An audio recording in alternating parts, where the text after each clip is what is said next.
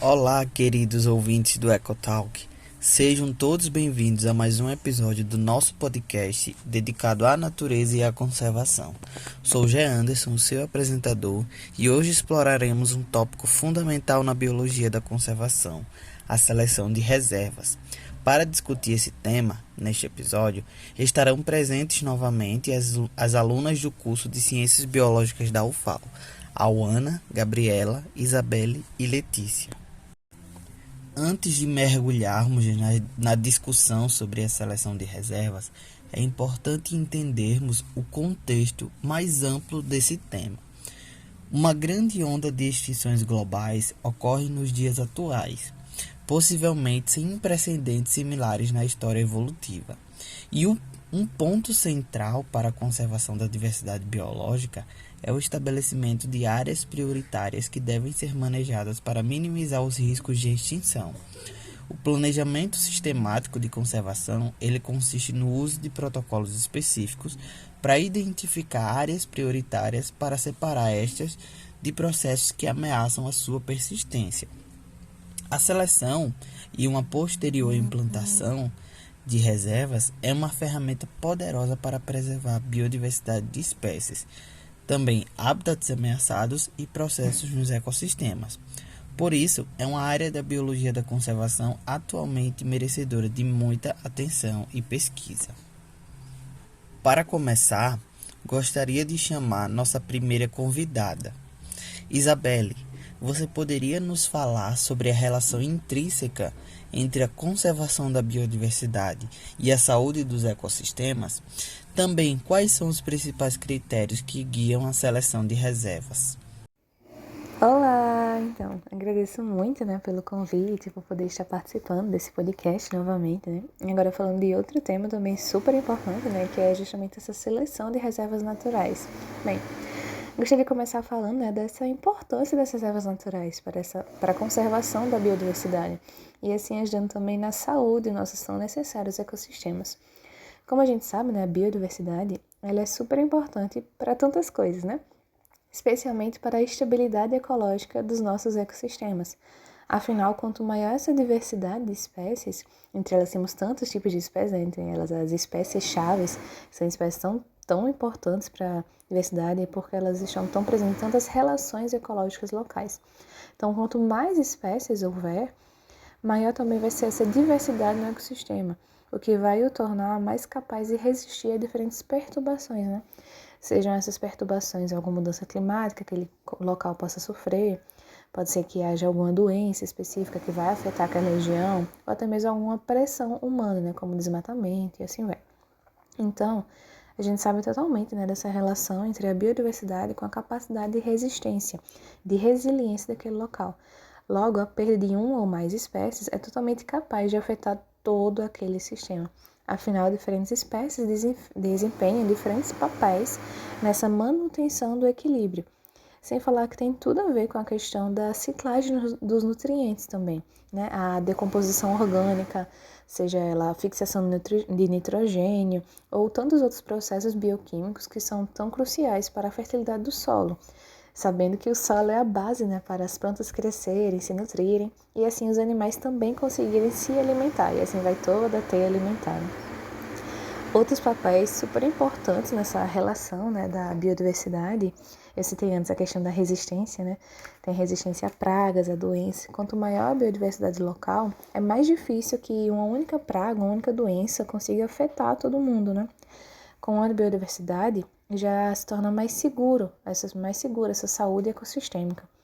Também tem a questão da polinização, que é super importante, e a produção de alimentos não só para aquela fauna local, mas também a gente sabe toda a questão econômica, Tem também a adaptação às mudanças ambientais, e a gente está sempre sofrendo a mudança ambiental, é incrível.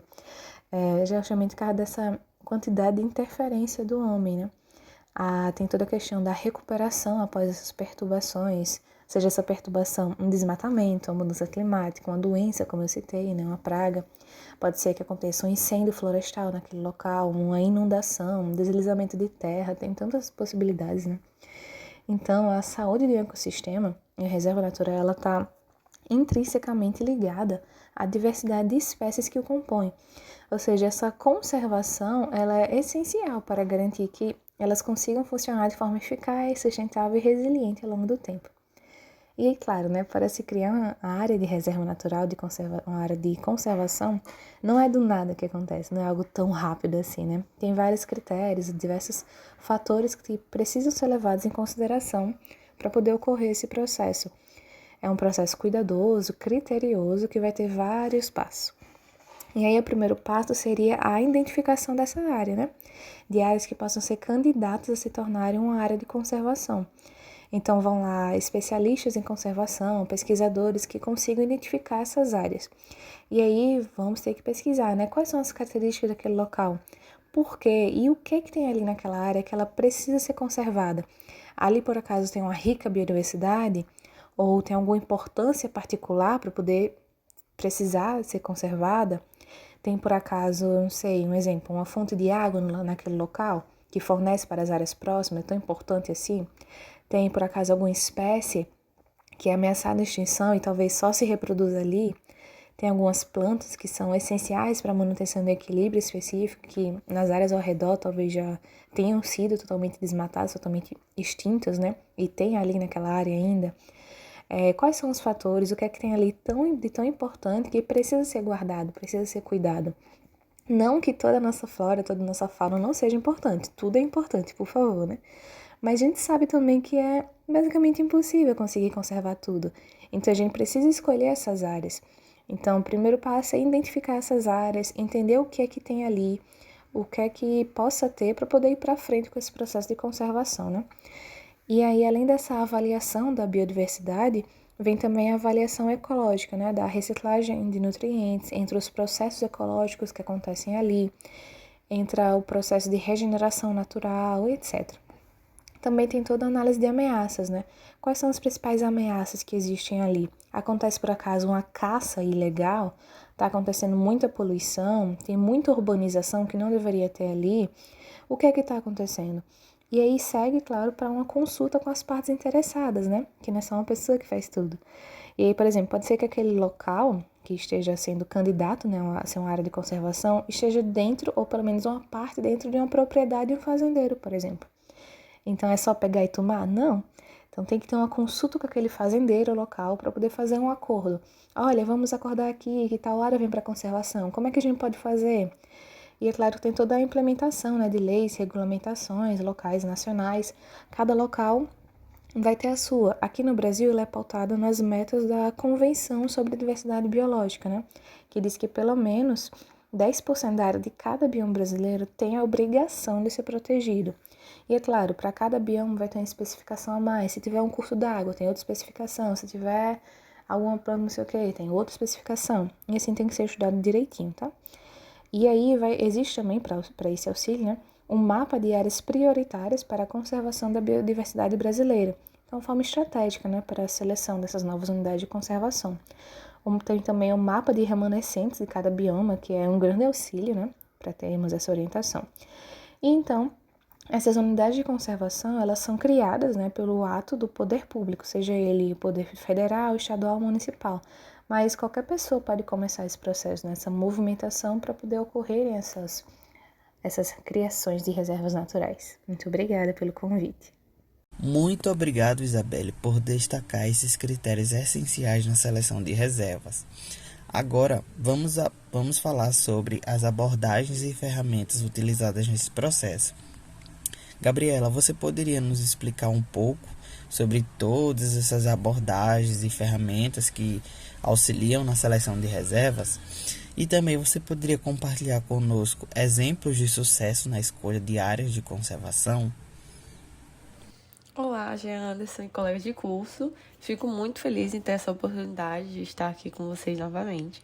Então, para selecionar as reservas, alguns aspectos devem ser levados em consideração para a proteção dos ecossistemas, dos habitats e das espécies. Por exemplo, é importante saber os objetivos da conservação.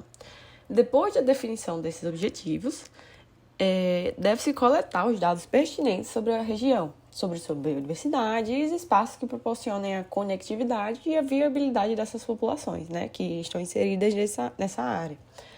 E a partir daí, desses dados levantados, a gente precisa analisá-los, né, por meio de ferramentas próprias para isso. Por exemplo, a gente tem o SIG, que é o Sistema de Informação Geográfica, que utiliza de softwares específicos, e também é utilizada a modelagem de distribuição de espécies, com auxílio de linguagem de programação, como R e outros programas. Também temos a análise de paisagem, uma análise multicritério, o sensoriamento remoto e imagem de satélite, banco de dados já disponibilizados de forma gratuita ou paga, e softwares de modelagem de conectividade, porque todas essas metodologias analíticas, elas combinadas, são de extrema importância para observar a região e fazer o levantamento necessário e extrair as informações da reserva escolhida, né, para a conservação, a fim de ter um melhor panorama do que a gente vai ter naquela região e o que é que vai poder ser conservado. Após essas análises, ainda há todas as implicações socioeconômicas, realizar os zoneamentos de reserva, escolher a gestão implementada e pensar as ações de monitoramento e também de divulgação e educação da existência daquela reserva, né, a fim de garantir o sucesso a longo prazo. O Brasil ele possui reservas de conservação emblemáticas e que foram bem sucedidas até então, como o Parque Nacional da Serra da Capivara, no Piauí, que a gente sabe que tem muito interesse arqueológico e paleontológico, mas também é uma área de conservação da Caatinga.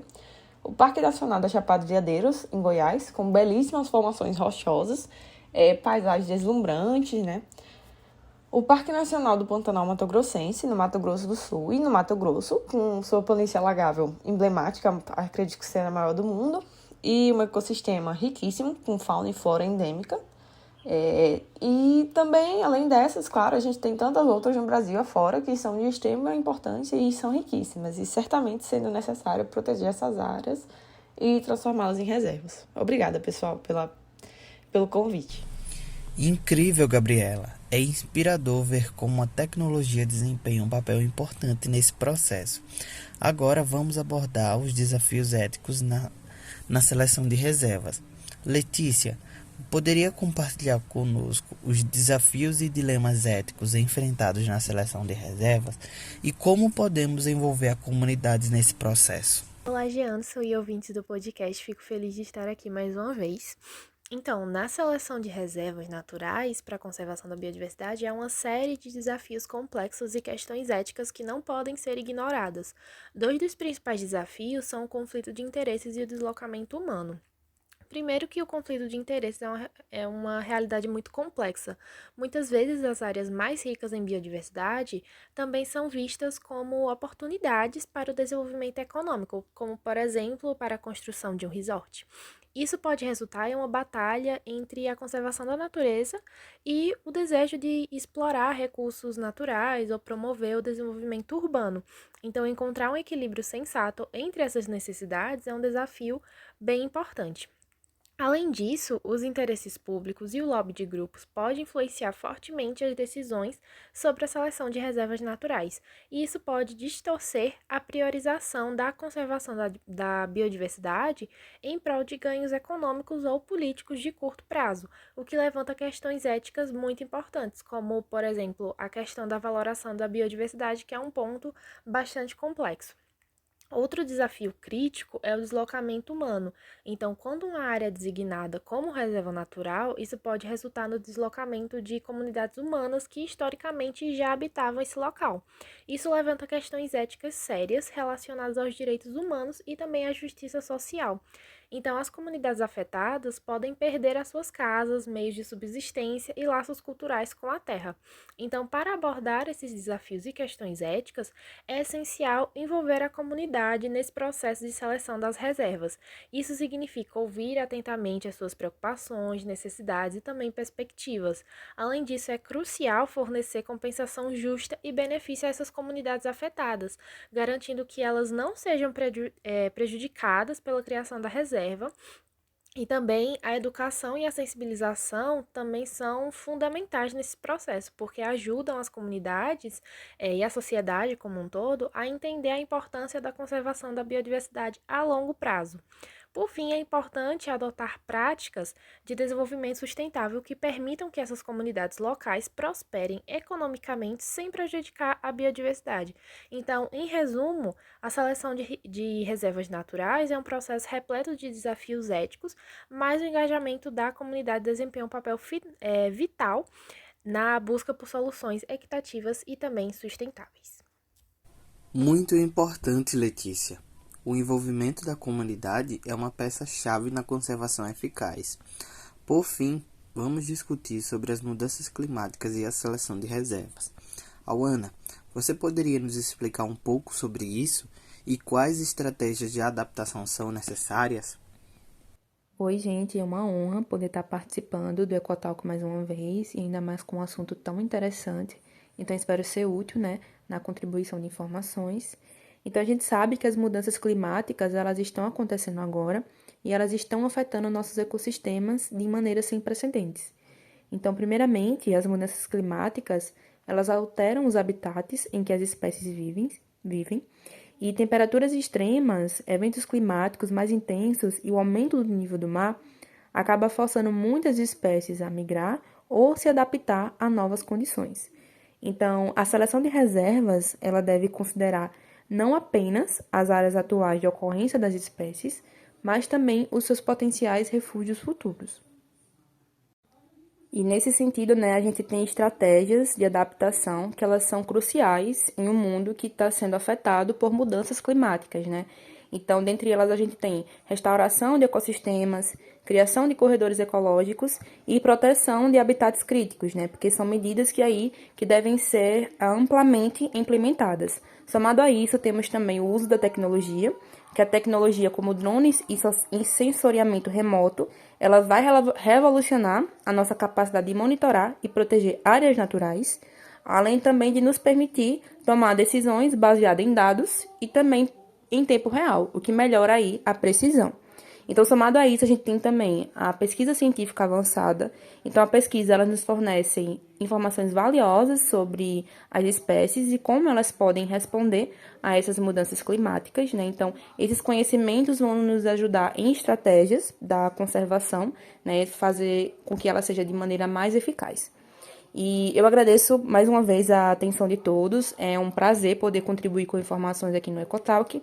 E eu fico ansiosa aí para mais um convite. Saibam que podem contar comigo, Mais uma vez aí eu agradeço muito de coração. Incrivelmente importante, Auana. A adaptação às mudanças climáticas é um desafio crítico na conservação. Agradeço a todas as nossas convidadas por suas valiosas contribuições para essa discussão e com isso encerramos mais um episódio informativo do Ecotalk. Agradeço a todos vocês, ouvintes, por se juntarem a nós na exploração desse tema tão relevante e não se esqueçam de seguir o nosso podcast para não perder os próximos episódios. Continuem acompanhando nosso podcast, pois temos muito a mais aprender juntos. Até o próximo episódio.